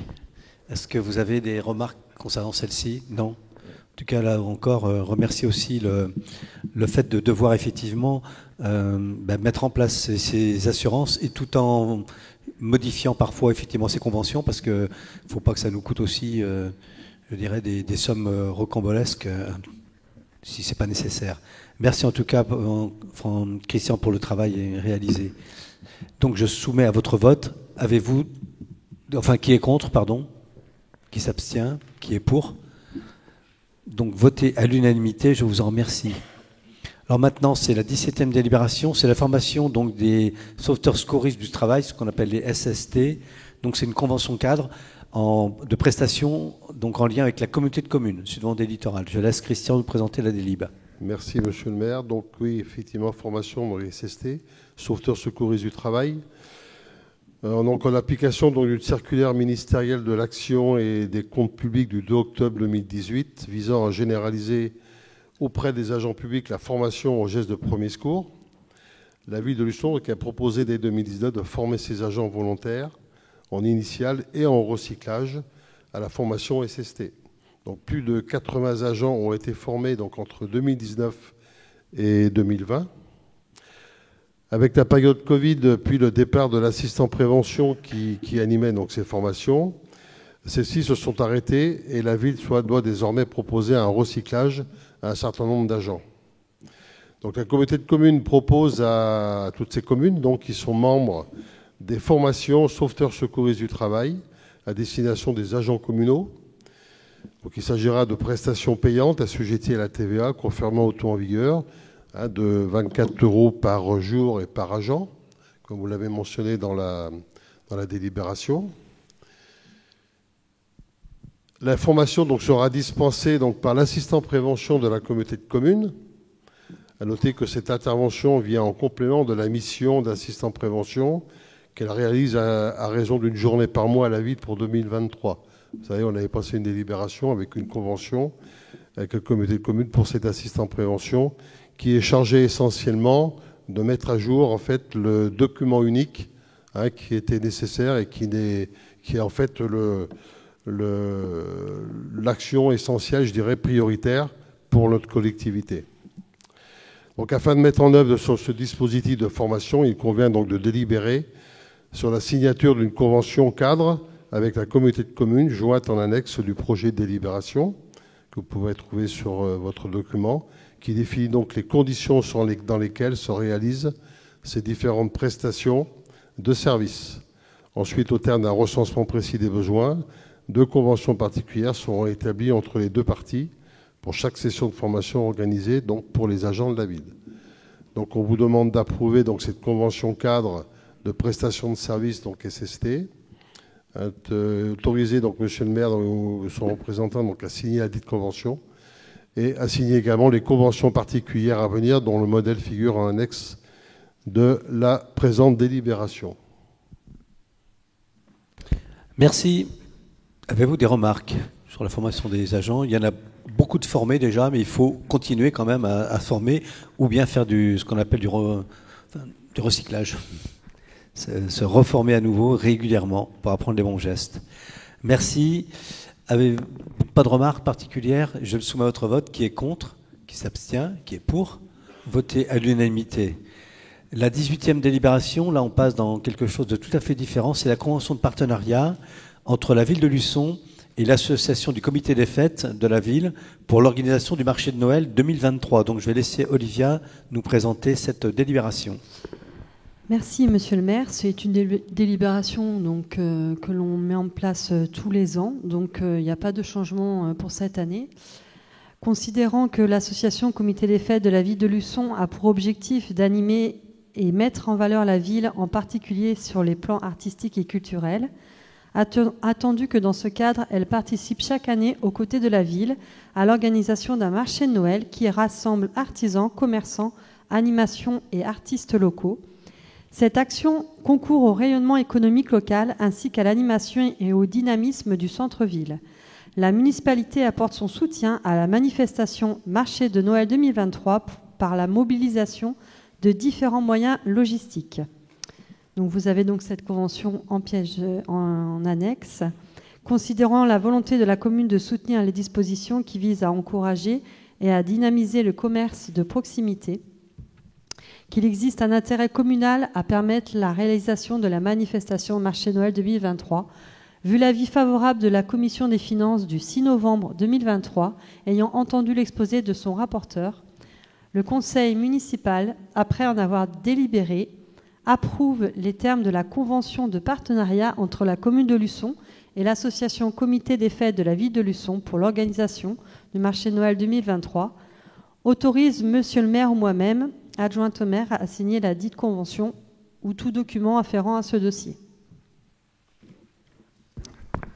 Voilà, je vais peut-être te laisser 2 minutes, oui, quand même présenter la petite plaquette qui est très bien faite, hein, une fois de plus, pour cette année, avec peut-être juste dire quelques mots du contenu de ce week-end, avec la particularité de cette année, la nocturne. Donc, je te laisse.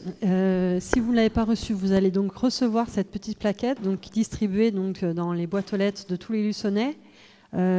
Également, elle est présente dans les services, le forum des services à la mairie, n'hésitez pas.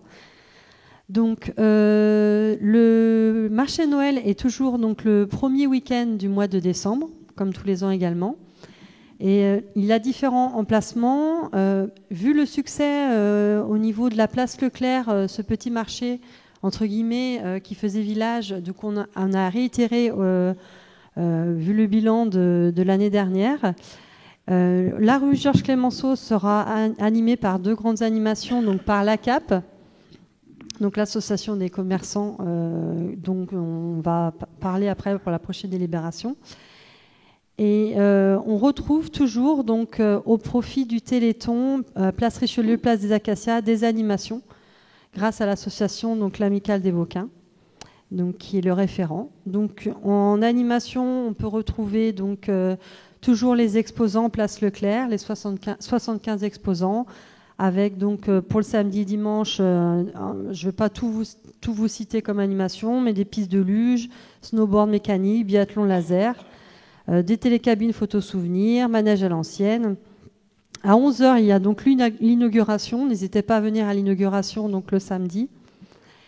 Et donc il y a des déambulations. Et la nouveauté, donc c'est le samedi soir.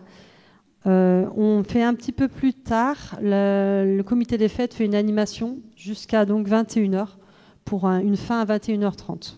Voilà. N'hésitez pas à venir à cette nocturne pour cette année, le 2-3 décembre. Très bien, merci Olivia pour ces explications. C'est déjà dans les boîtes aux lettres, je crois, des Luçonnais, mais faut pas hésiter à en parler entre vous. Avez-vous des remarques sur le marché de Noël? Non. Voilà, donc la convention va être signée avec l'association donc du comité des fêtes. Merci. Je soumets à votre vote concernant cette convention. Qui est contre? Qui s'abstient? Qui est pour? Donc votez à l'unanimité, merci. La 19e, et je crois il ne reste plus que 2 délibérations après, il me semble. La 19e délibération, donc c'est la convention de partenariat avec l'association des commerçants, donc l'ACAP, pour la sonorisation de la rue Georges Clemenceau. Enfin, du centre-ville, parce qu'il n'y a pas que la rue Georges Clemenceau, il y a aussi place des Acacias et place Richelieu. Merci, Monsieur le maire. Donc, considérant que l'association a pour mission de promouvoir l'activité professionnelle de ses membres, d'optimiser et de dynamiser le tissu économique de Luçon en partenariat avec les acteurs économiques locaux, considérant la volonté de la commune de développer et de promouvoir l'économie de son territoire, considérant que les 2 parties veulent dynamiser la rue commerçante rue Georges Clemenceau grâce à la mise en place d'une sonorisation, attendu qu'il est nécessaire d'établir les conditions de cette opération, tout particulièrement la prise en charge des droits liés à la SACEM, ainsi que les droits et les obligations des 2 parties, l'association s'engage à prendre en charge les frais liés à une playlist mêlant musique libre de droit et autres musiques respectueuses de l'image de la commune, soit 560 € par an. La ville s'engage à prendre en charge les droits afférents à l'autorisation auprès de la SACEM, soit 1 433,24 € pour une période de 96 jours. Compte tenu de ces éléments, il est proposé d'établir une convention de partenariat entre la ville de Luçon et la CAP.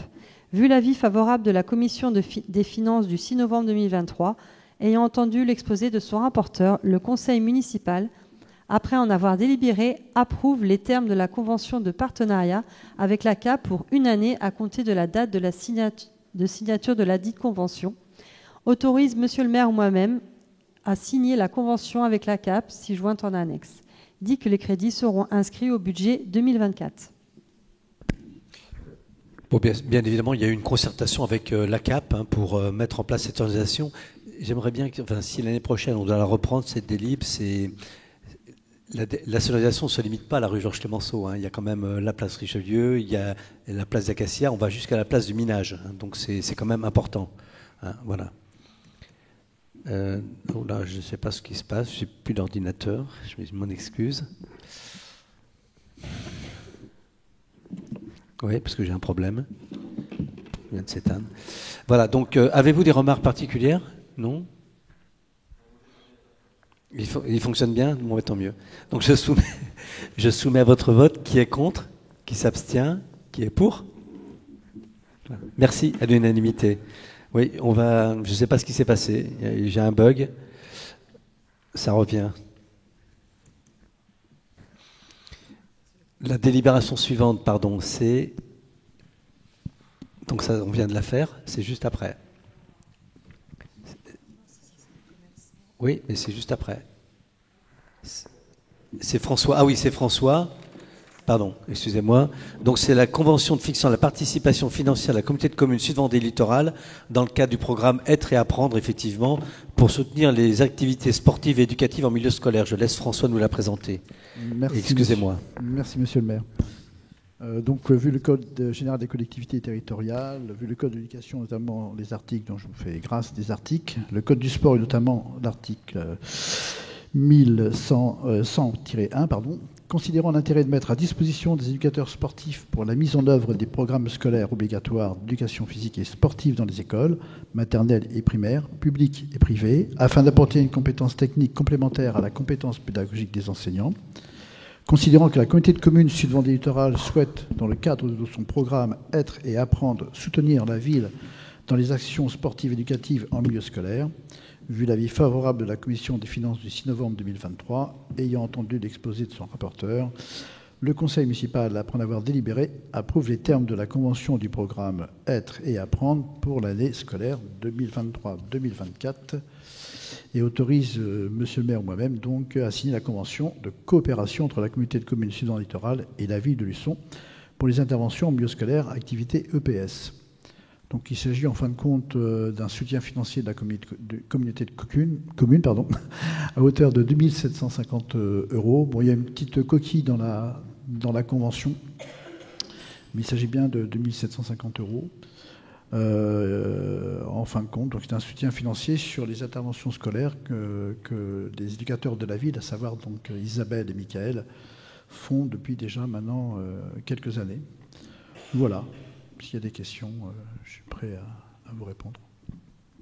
Il y avait un article sur le dernier petit sonnet qui reprend, en fin de compte, le bénéfice de ces actions. Très bien. Merci François. Donc, avez-vous des remarques? Non. Je soumets votre vote. Qui est contre? Qui s'abstient? Qui est pour? Voté à l'unanimité. Je vous en remercie. La 21e délibération concerne l'approbation de la convention qui nous lie avec la communauté de communes Sud-Vendée Littoral dans le cadre de dispositifs d'accueil d'urgence pour les personnes victimes de violences conjugales sur le territoire. Je laisse Evelyne Thibault nous la présenter. Merci, Monsieur le maire. Donc oui, ça fait une année que nous travaillons avec la communauté de communes sur ce projet de convention de mise à disposition d'un logement pour accueillir les personnes victimes de violences intrafamiliales. Donc c'est un travail qui est fait avec la communauté de communes, mais également avec les services de l'État et puis le conseil départemental et l'association SOS Femmes Vendée. Donc en fait, c'est un lieu où pourront être accueillies les victimes des 43 communes de notre communauté de communes et donc des personnes qui n'auront pas étant victimes et n'auront pas d'autre solution que d'être accueillies ailleurs que pour être protégées de leurs auteurs qui les violentent. Ces personnes viendront dans cet appartement seulement si elles sont favorables. C'est pas contraint et forcé. C'est un accord de leur part.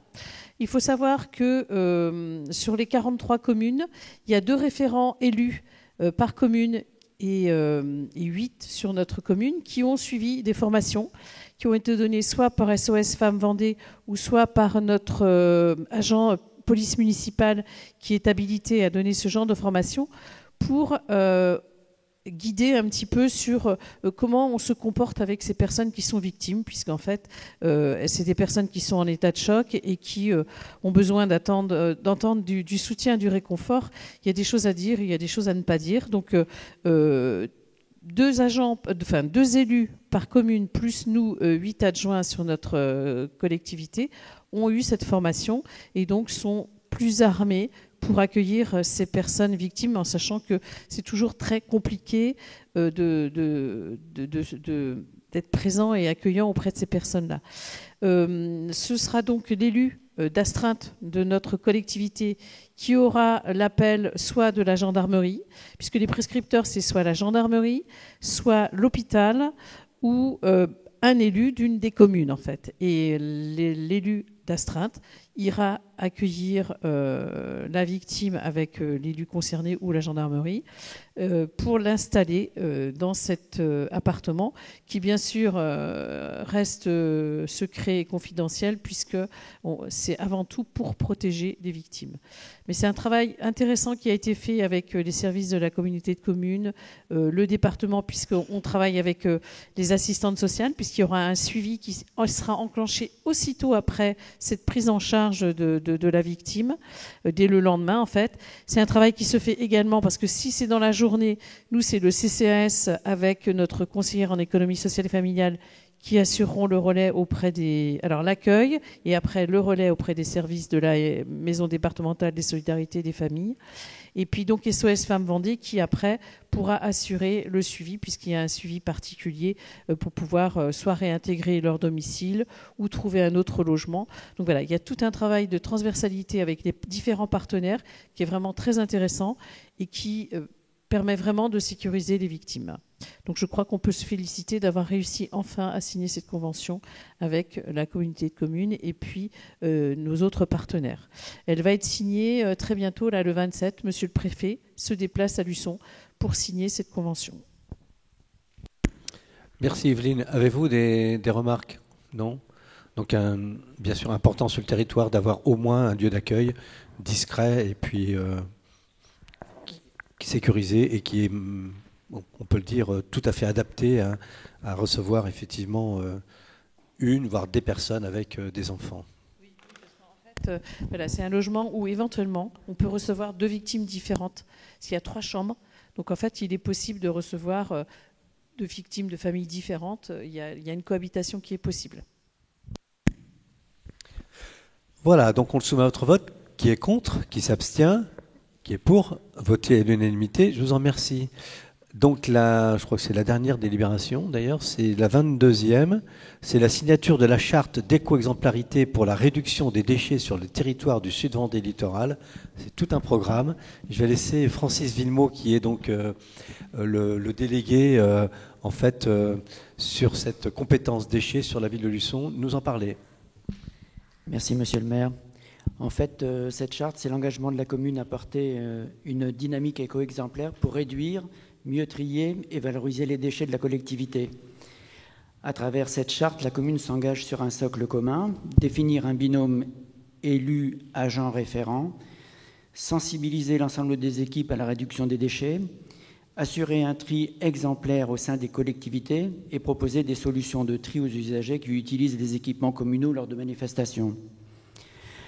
Donc, vu l'avis favorable de la commission urbanisme du 25 octobre 2023, on vous demande de désigner M. Régis Mathieu, qui est agent de surveillance de la voie publique, et moi-même, Francis Villemot, conseiller municipal. Pour le binôme élu-agent référent est nécessaire à l'engagement dans la charte d'éco-exemplarité, d'approuver l'engagement de la commune dans la dite charte, et d'autoriser Monsieur le maire ou son adjoint à signer toutes les pièces inhérentes à l'engagement de la commune dans la charte d'éco-exemplarité pour la réduction des déchets. Vous avez en annexe toutes les explications nécessaires. Très bien. Voilà, merci Francis. Donc il nous faut des référents concernant effectivement la mise en place, donc notamment tout ce qui est biodéchets sur la communauté de communes. Et sur la ville de Luçon. Par contre, je pense qu'on reparlera. J'aimerais bien qu'en préambule d'un conseil municipal, la communauté de communes vienne nous présenter effectivement en début d'année prochaine la mise en place déjà qui va se faire tout naturellement au fil de l'année 2024 pour la mise en place de la redevance incitative, nous expliquer ce que c'est, comment ça fonctionne. Et puis aussi mise en place donc des bacs avec les puces, mise en place du barriérage sur les déchetteries et mise en place surtout aussi des PAV, donc les points d'apport volontaires qui seront en centre-ville. Je crois qu'on aura 5 sites de 5 plots. Enfin, bon, on verra tout ça quand le temps viendra, hein, avec la communauté de communes Sud-Vendée littoral. Voilà. Avez-vous des remarques particulières? Oui. Oui, une petite question. Ça nous surprend un petit peu qu'on passe cette délibération maintenant, sachant que la charte devait être rendue, signée, complétée avant le 3 novembre. C'était il y a 11 jours déjà. Je ne sais pas si ça a été fait, donc ça a été complété. Là, on valide quelque chose qui devait déjà être rempli. C'est ça qui me perturbe un peu, moi. Non, mais la charte devait être signée le 3 novembre pour les communes, mais hier, on était en commission la semaine dernière. Sur les 43 communes, il n'y en a même pas 20 qui avaient signé jusqu'à présent. Donc, ils donnent du délai supplémentaire. C'est normal.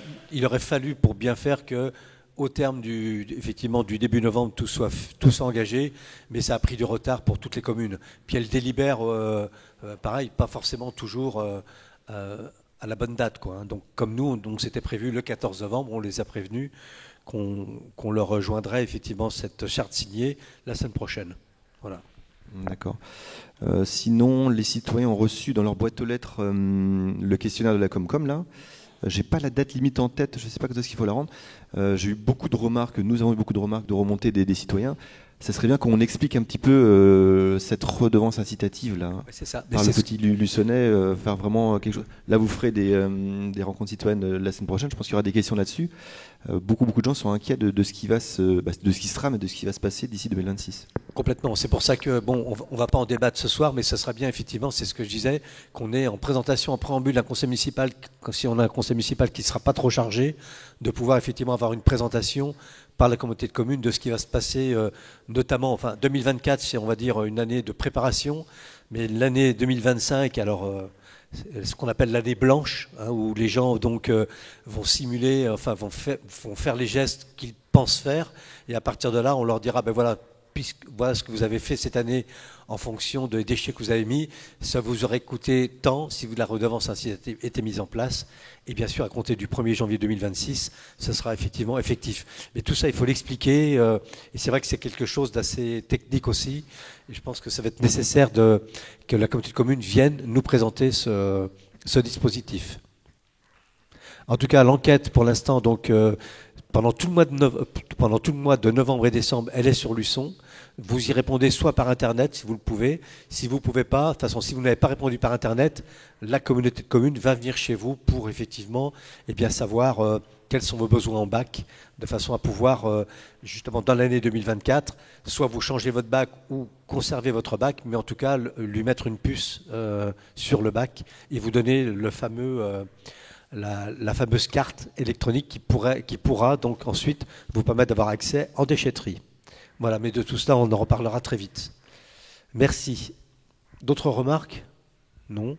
Très bien, écoutez, je soumets à votre vote qui est contre la désignation de Francis Villemot et de Régis Mathieu pour être dans l'engagement de la charte d'éco-exemplarité. Non? Qui s'abstient et qui est pour? Félicitations Francis pour être notre bon ambassadeur. Voilà, donc le conseil municipal est terminé. Des questions écrites auraient pu être présentées. Simplement, il faut rester dans le délai, donc, comme il est prévu à l'article 5 du règlement intérieur, de ce qu'on appelle les 10 jours francs au moins avant une séance de conseil municipal. Donc si vous avez des questions à poser, vous les formulerez pour le prochain conseil municipal qui, je le rappelle, aura lieu donc le mardi 19 décembre. Voilà, merci à vous. Excusez-moi, M. Bonin. Oui. Moi, je n'ai pas envoyé de mail hors délai. Non, c'est simplement. C'est pour le dire à tout le monde. J'ai l'impression que vous disiez qu'on n'avait pas fait ce qu'il fallait. Non, parce que j'ai reçu des questions écrites avant-hier. Enfin, non, mais pas venant de vous, mais d'autres personnes. L'autre groupe d'opposition. Voilà, c'est ça. Okay. Juste une remarque qui est quasiment une question. On a ouvert la nouvelle gare routière il y a apparemment 9 jours maintenant, juste après les vacances de Toussaint. En tant qu'enseignant, j'ai eu beaucoup de remontées de personnes qui sont pilotes ou chauffeurs de bus. Apparemment, elle serait un petit peu sous-évaluée en termes de surface. Il n'y a que 22 quais pour 30 cars, si je ne me trompe pas. 22 quais en épi, il y a peut-être 2 places sur le côté. Beaucoup de chauffeurs de cars ont peur quand ils reculent parce qu'ils ne voient pas le grillage qui arrive assez vite. Ils ont demandé la pose d'une rubalise qui n'a pas eu lieu encore pour le moment. Grosse inquiétude aussi, parce qu'il y a déjà des trous sur la route. Si vous allez tout à l'heure, je vous invite à aller faire un tour. De plus, vous avez tous remarqué qu'il pleut beaucoup ces derniers temps. Il n'y a toujours pas d'abribus pour les jeunes. Qui sont donc obligés de courir lorsqu'ils quittent le bus pour se mettre à l'abri, sachant qu'il y a des bus de partout. C'est très dangereux. Je ne vois pas comment se fait la circulation des jeunes à la sortie des bus. Ça faudrait que vous m'expliquiez, enfin qu'on y aille ensemble. C'est hyper dangereux. Oui, donc on avait dit qu'on normalement il n'y a plus de questions. Il y a pas de questions, c'est une remarque. C'est juste une constatation. On a donc Yveline Thibault qui est en charge donc de la mobilité sur la ville et puis surtout conseillère régionale en charge de mobilité et justement donc en relation avec Sauvetour. Aujourd'hui, la plateforme a été mise très rapidement de façon à sécuriser donc les élèves le plus possible pour pas qu'ils traversent la voie. Cette plateforme est existante. Des abris seront mis en place via la communauté de communes. Donc ça, c'est dans les tuyaux, comme on va dire. Malheureusement, pour l'instant, ils n'ont pas l'abri souhaité, mais ça viendra et on l'espère le plus vite possible. En tout cas, on interpelle la communauté de communes là-dessus. Par contre, après, concernant les bus, je pense que tout naturellement, tout va se mettre en place. Enfin, je sais qu'Yveline est en relation est très étroite avec Sauvetour, la société de transport. Voilà. Très bien, écoutez, je vous remercie. Je vous souhaite à tous une bonne fin de soirée. Je vous dis à très bientôt donc, au conseil municipal du 19 décembre. Merci.